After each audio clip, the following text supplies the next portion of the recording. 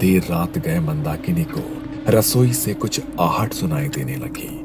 जब वो रसोई की ओर गई तो वहां का नजारा देख उसके पैरों तले जमीन खिसक गई। सुगंधा के हाथों में कच्ची मछली थी जिसे वो आधा कच्चा ही खा चुकी थी।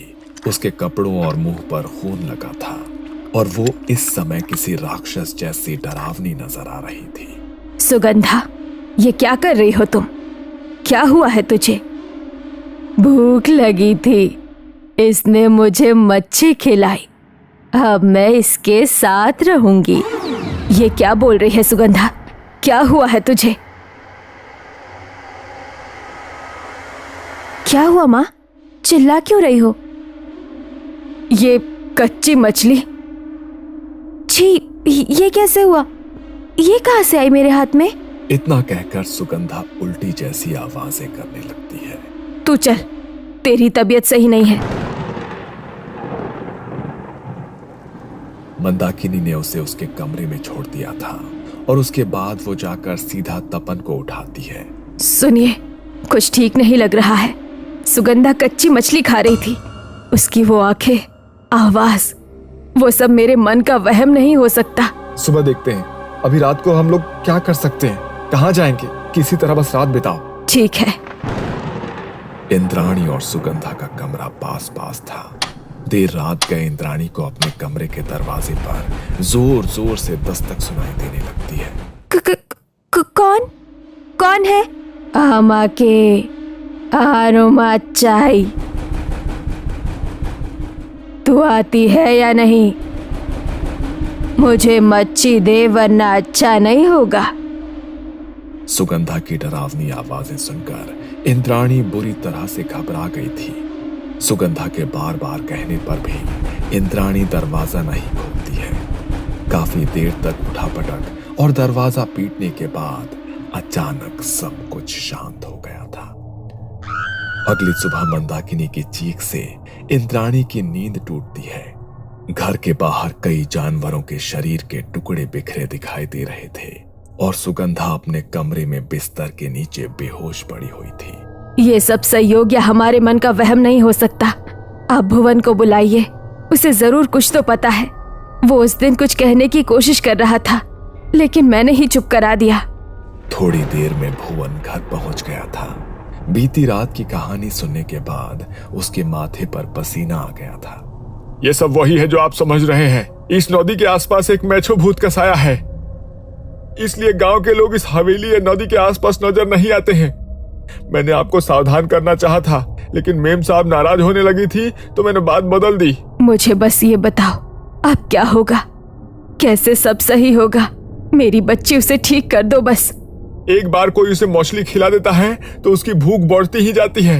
ये सब बहुत बड़ी अनहोनी की शुरुआत है। वो किसी को नहीं छोड़ता। हाँ, मेरे बस से बाहर की बात है ये। कुछ तो उपाय होगा। एक व्यक्ति है, मैं कोशिश करता हूँ उसे बुलाने की। मुझे लौटने में शायद थोड़ा वक्त लगेगा। आप लोग अपना ख्याल रखना। पूरा दिन बीत गया था। रात घिर आई थी।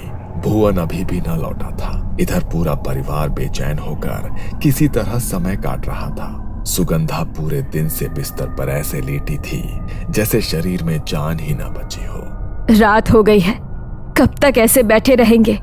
मैं इसके कमरे में रुकती हूँ, आप लोग जाकर सो जाओ। नहीं, इसके कमरे में रुकना सही नहीं है। कहीं रात को इसने तुम्हें नुकसान पहुंचाया तो? इसका कमरा बाहर से बंद कर दो और चलो यहाँ से। ठीक है। सभी अपने कमरे में चले गए थे। अचानक रात को तपन बाबू को जोर जोर से दरवाजा पीटने की आवाज सुनाई देती है, जैसे कोई बाहर से दरवाजा बजा रहा हो। देखो क्या भुवन हुआ तो? नहीं, इस समय नहीं, अब सुबह ही देखेंगे। मुझे कुछ सही नहीं लग रहा। बाहर ऐसा लग रहा है जैसे कोई सामान उठाकर पटक रहा है। भुवन ऐसा क्यों करेगा? मैंने दरवाजा बंद किया हुआ था, कोई अंदर कैसे आएगा? जरूर ये सुगंधा ही है। अचानक ही मंदाकिनी को ऐसा लगता है जैसे सब शांत हो गया है। लगता है अपने कमरे में चली गई है वो। तपन और मंदाकिनी वापस अपने बिस्तर पर लेट जाते हैं। अचानक उन्हें बिस्तर के नीचे से खटखट की आवाजें सुनाई देने लगती है। तपन हिम्मत करके बिस्तर के नीचे देखता है, लेकिन उसे वहां कुछ नजर नहीं आता। एक बार फिर सब शांत हो गया था। कुछ देर बाद जैसे ही वो अपनी आंखें बंद करते हैं, अचानक कमरे की खिड़की पर खटखट होने लगती है और तेज आवाज के साथ वो खिड़की खुल जाती है। पूरी रात यही आंख मिचौली चलती रही थी। किसी तरह डर के साए में रात बीती और सुबह उठकर जब मंदाकिनी ने सुगंधा का कमरा देखा तो वो अभी भी बाहर से बंद था और वो अभी भी अपने कमरे में बेहोश पड़ी थी। कुछ देर में भुवन एक सिद्ध पुरुष को लेकर घर में प्रवेश करता है।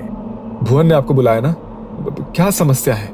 समस्या तो हम खुद ही भाप लेते हैं। तुम लोग सब बाहर जाकर बैठ जाओ, मुझे कुछ तंत्र क्रिया करनी है, उसके बाद उस लड़की को लेकर यहाँ आना। इसके बाद बाबा अकेले में कुछ मंत्र पढ़ने लगते हैं। माँ, मैं जरा पानी पीकर आती हूँ, बहुत प्यास लगी है। अरे बेटा, इस समय तू जा कहाँ रही है?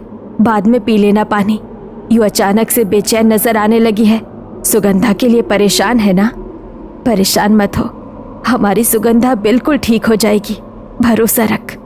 माँ की बात का जवाब दिए बगैर इंद्राणी रसोई की ओर चली जाती है। तभी बाबा सभी को अंदर बुलाते हैं। आपकी छोटी बेटी कहाँ है? आगे की विधि के लिए सबका यहाँ होना आवश्यक है। मैं देखता हूँ, शायद पानी पीने गई थी। तपन कुछ ही देर में इंद्राणी को लेकर वहां पहुंच जाता है। बाबा कुछ देर तक सुगंधा पर झाड़ फूंक करते हैं और फिर एक लोहे की कील को 7 बार सुगंधा के ऊपर से घुमा देते हैं। आप लोग बारी बारी से आइए, मैं सबके ऊपर से ये तंत्र करूंगा, इससे आपके आसपास से बुरी शक्तियां दूर हो जाएंगी। जैसे ही बाबा इंद्राणी के चारों ओर कील को घुमाने लगते हैं, इंद्राणी की आंखें लाल होकर चमकने लगती है और वो बुरी तरह से हांफने लगती है। तू मुझे भगाएगा पंडित? जा, चला जा, नहीं तो पहले तेरा ही खून पी लूंगी।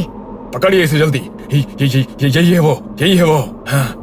तपन और भुवन उसे कसकर पकड़ लेते हैं, लेकिन इंद्राणी उन्हें उठाकर दूर फेंक देती है। अचानक ही जैसे 10 आदमियों की ताकत उसके भीतर आ गई थी।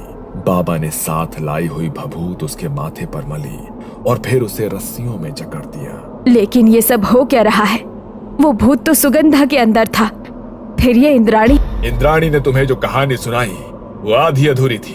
उस रात को जब सुगंधा ने आकर उसका दरवाजा खटखटाया तो इसने दरवाजा खोल दिया और फिर वो मेछो भूत सुगंधा से इसके शरीर में प्रवेश कर गया। बाहर वो जानवरों की अधखाई लाश आपने देखी, उन्हें भी इंद्राणी ने ही खाया है। और पिछली रात जो आपके साथ घटनाएं घटी वो सब इसी के कारण हुई, क्योंकि सुगंधा को तो आपने उसके कमरे में बंद कर दिया था। गनीमत रही कि आप लोगों ने दरवाजा नहीं खोला, वरना कुछ भी अनहोनी हो सकती थी। नहीं, ये सच नहीं है। इंद्राणी तो अभी कुछ देर पहले तक ठीक थी। मुझे लगता है इन बाबा ने कोई टोटका कर दिया मेरी बच्ची पर। पता नहीं ये सब क्या हो गया मेरे बच्चों को। ठहरो, मैं साबित करता हूँ। बाबा ने कुछ मंत्र पढ़े और एक लौंग इंद्राणी की जीभ पर रखकर उसका मुंह बंद कर दिया। कुछ ही देर में इंद्राणी ने उल्टी करना शुरू कर दिया, जिसमें जानवरों के शरीर के टुकड़े दिखाई दे रहे थे। अब यकीन हुआ, जब मैंने कील से उतारा करने की कोशिश की तो सुगंधा ने कोई प्रतिक्रिया नहीं दी। मैं तभी समझ गया था कि उसने शरीर बदल लिया है। ये बहुत शक्तिशाली आत्मा है। अगर 24 घंटे के अंदर सुगंधा को मदद ना मिलती तो उसकी मौत हो जाती और वो इंद्राणी के शरीर में रहकर अपना कहर जारी रखती। हर गुजरते पल के साथ उसकी शक्तियां बढ़ती जा रही हैं। पूरे परिवार का विनाश करने आई है वो। कोई नहीं बचेगा इस परिवार से। आप ही बताइए, हम कम करें तो क्या करें? ये मकान क्या मैं नौकरी छोड़ दूं? मैं नौकरी छोड़ दूंगा। बस किसी तरह से मेरे परिवार को बचा लीजिए प्लीज। नदी किनारे हमें तंत्र करना होगा। ये जहां से आई है इसे वहीं लौटना होगा। बस यही एकमात्र उपाय है। आप लोग ताजी मछली मंगवा लीजिए। बाबा ने तंत्र की पूरी विधि शुरू कर दी थी।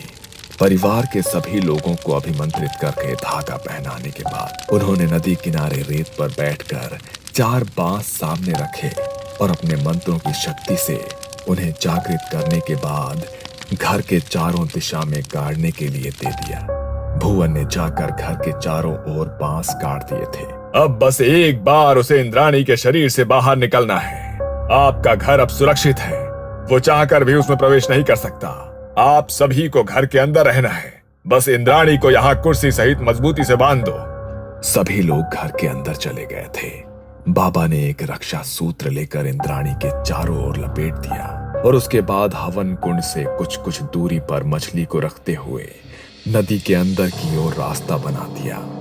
बाबा ने मंत्र पढ़ने शुरू कर दिए थे, जिसे सुनकर इंद्राणी बुरी तरह से छटपटा रही थी। मुझे मछली चाहिए, मुझे मछली ला कर दे। तुझे मछली चाहिए तो जा ले, इस बच्ची को छोड़ दे, तेरा भोग वहां रखा है, जा। मछली खाने के लिए मेछो भूत को इंद्राणी का शरीर छोड़कर बाहर निकलना पड़ता है और उसी समय बाबा इंद्राणी के हाथ में भी धागा बांध देते हैं। मेछो भूत को मछली खाते देख बाबा एक जलता नारियल उठाकर उसके ऊपर छोड़ देते हैं, जिसके कारण वो भस्म होकर गायब हो जाता है और इस तरह इंद्राणी मेछो भूत से मुक्त हो जाती है। तपन बाबू ने उसी महीने अपना तबादला करा लिया था और हवेली एक बार फिर से खाली हो गई थी।